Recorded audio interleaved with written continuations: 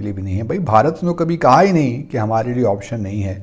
वो तो हमेशा जंग की बातें करते हैं, और वो तो यहाँ तक भी उनका तो सारा इस वक्त डॉक्ट्रिन यही बन रहा है कि किस तरीके से एक फौरी जो है एक्शन लिया जाए, 48-72 घंटों में कंट्रोल किया जाए और पाकिस्तान को मौका ही ना दिया जाए कि वो।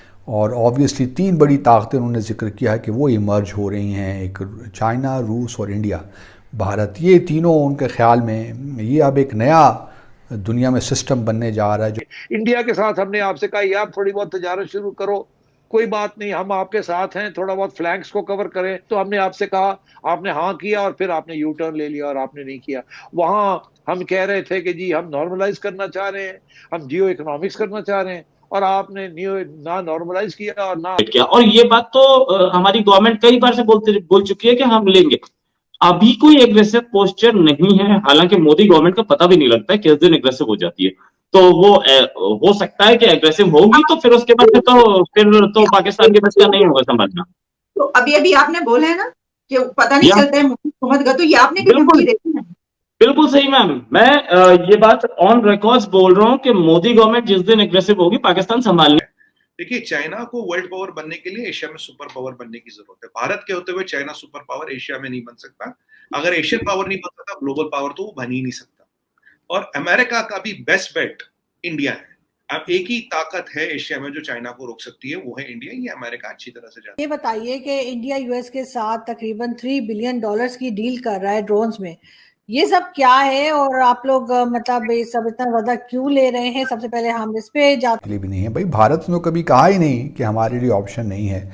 वो तो हमेशा जंग की बातें करते हैं, और वो तो यहाँ तक भी कहते हैं कि हम जंग के ज़रिए ही आज़ाद जम्मू और कश्मीर को भी लेंगे। और वो इसीलिए जो वो तैयारी भी कर रहे हैं। अगर आप उनके डॉक्ट्रिन देखें, जो जॉइंट आर्म फोर्सेस डॉक्ट्रिन है, जो कि बेस्ड है कोड स्टार डॉक्ट्रिन का, उनका तो सारा इस वक्त डॉक्ट्रिन यही बन रहा है कि किस तरीके से एक फौरी जो है एक्शन लिया जाए, 48-72 घंटों में कंट्रोल किया जाए और पाकिस्तान को मौका ही ना दिया जाए कि वो जो है न्यूक्लियर जो है ऑप्शन इस्तेमाल कर सके। तो हमें खुदारा ऐसी बातें नहीं करनी चाहिए, और फिर दुनिया में भी क्रेडिबिलिटी आपकी नहीं रहती। एक तरफ तो आप कहते हैं कि कश्मीर जो है न्यूक्लियर फ्लैश पॉइंट है, दूसरी तरफ आप ये कह रहे हैं कि जंग ऑप्शन नहीं है, तो दुनिया किस पे यकीन करे? वो भी कहती है यार ये लोग तो वैसे ही हैं, सिर्फ भड़के मारते हैं, इनको कुछ पता नहीं है क्या हो रहा है और कैसे होने चाहिए।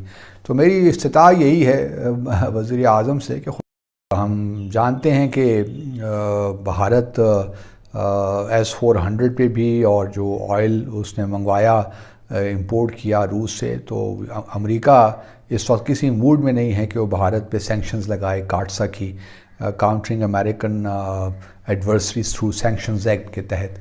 तो वो और भारत को मालूम है कि इस वक्त भारत का एक क्लाउड है और वेस्टर्न दुनिया अफोर्ड नहीं कर सकती। और सच्ची बात तो ये है कि इस वक्त यूरोप ख़ुद भी इंपोर्ट कर रहा है ऑयल भी और गैस भी, तो अभी कुछ वक्त लगेगा फेज़ आउट करने में। तो इस वक्त जो मामलात हैं वो इतने उलझे हुए हैं कि मेरा नहीं ख्याल कि इस वक्त अमेरिका या बाकी मगरबी दुनिया की कोई इस वक्त वो कैपेसिटी है कि वो भारत पे इस किस्म की सैंक्शंस लगाएं। एक और बड़ी इंटरेस्टिंग चीज़ सामने आई पिछले दिनों दोस्तों के जो फ्रांसीसी सदर हैं उन्होंने मिस्टर मैक्रोन, उन्होंने और ऑब्वियसली 3 बड़ी ताकतें उन्होंने जिक्र किया है कि वो इमर्ज हो रही हैं, एक चाइना, रूस और इंडिया, भारत। ये तीनों उनके ख्याल में ये अब एक नया दुनिया में सिस्टम बनने जा रहा है जो क्या। और ये बात तो हमारी गवर्नमेंट कई बार से बोल चुकी है कि हम लेंगे। अभी कोई एग्रेसिव पोस्चर नहीं है, हालांकि मोदी गवर्नमेंट का पता भी नहीं लगता है किस दिन एग्रेसिव हो जाती है।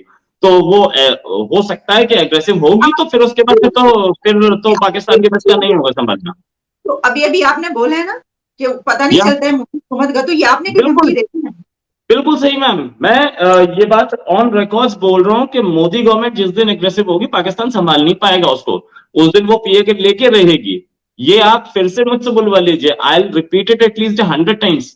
लेकिन मोदी गवर्नमेंट अभी इस मूड में नहीं है, बिल्कुल सच है, क्योंकि हमने 1971 के बाद पहली बार देखा है कि इंडियन प्लेन्स ने बॉर्डर क्रॉस किया, एलओसी नहीं, बॉर्डर क्रॉस किया और पाकिस्तान में जाकर के अटैक करके आए। तो ये एक बहुत एग्रेसिव पोस्चर था और मोदी गवर्नमेंट कर सकती है इसमें कोई, कि पाकिस्तान ऑक्यूपाइड कश्मीर हमारा पार्ट है और वो हम लेके रहेंगे। इंडिया की जो लॉन्ग स्टैंडिंग पॉलिसी है, हमारा स्टैंड उससे ऊपर जो इंस्ट्रूमेंट ऑफ एक्सेशन है उसमें पूरे जम्मू और कश्मीर की बात है। एक्सेशन इंडिया के साथ हुआ था जम्मू एंड कश्मीर का, तो इसमें पाकिस्तान को क्या प्रॉब्लम आई मुझे नहीं समझ। इंडिया के साथ हमने आपसे कहा यार थोड़ी बहुत तजारत शुरू करो, कोई बात नहीं, हम आपके साथ हैं, थोड़ा बहुत फ्लैंक्स को कवर करें। तो हमने आपसे कहा, आपने हाँ किया और फिर आपने यू टर्न ले लिया और आपने नहीं किया। वहां हम कह रहे थे कि जी हम नॉर्मलाइज करना चाह रहे हैं, हम जियो इकोनॉमिक्स करना चाह रहे हैं, और आपने ना नॉर्मलाइज किया और ना आपने जियो इकोनॉमिक्स की, आपने तो इकोनॉमिक्स का बट्टा गोल कर दिया। जियो इकोनॉमिक्स अमेरिका के बगैर और सऊदी अरेबिया के बगैर कैसे हो सकती है यार, खुदा का खौफ करो। मगर नहीं, आपने सुना नहीं, आप पता नहीं क्या कर रहे थे। फिर चीन को आपने नाराज कर दिया सीपैक के ऊपर, आपने उनके जो सारे डील्स थे वो अमेरिका को दिखा दिए या आईएमएफ को। मतलब आपने किया क्या सबको ना। देखिए, चाइना को वर्ल्ड पावर बनने के लिए एशिया में सुपर पावर बनने की जरूरत है। भारत के होते हुए चाइना सुपर पावर एशिया में नहीं बन सकता। अगर एशियन पावर नहीं बन सकता, ग्लोबल पावर तो वो बन ही नहीं सकता। और अमेरिका का भी बेस्ट बेट इंडिया है। अब एक ही ताकत है एशिया में जो चाइना को रोक सकती है, वो है इंडिया। ये अमेरिका अच्छी तरह से जानता है। कैट्स का सैंक्शंस हम पे नहीं लगी। ईरान में छाबार पोर्ट है, जहां हम बैठे, सारे ईरान के पोर्ट्स पे सैंक्शन है, केवल छाबार को छोड़ के, क्योंकि वहां हम बैठे। तो अमेरिका का भी बात समझता है, रशिया भी ये बात समझता है। As long as you are able to balance your thing. आज देखिए, आज हमारी स्ट्रेटजी का मानना है और हमारी एयरफोर्स की लीडरशिप का कहना है, इसीलिए हम आज जहाज कम होने के बावजूद भी चाइना से ऊपर रैंक है। नंबर 3 रैंकिंग आ गई हमारी, most authentic ranking of world में। आज हम यूके, फ्रांस और जर्मनी और ये जापान से भी ऊपर है। क्यों? Because of our this strategic, जैसे कहते हैं ना, not deterrence not dependence. Strategic deterrence होती है जब आपके कहीं तरह के आपके पास वेपनरी हो और टाइम टेस्टेड वेपनरी हो। How we have encircled China, not only geographically, politically,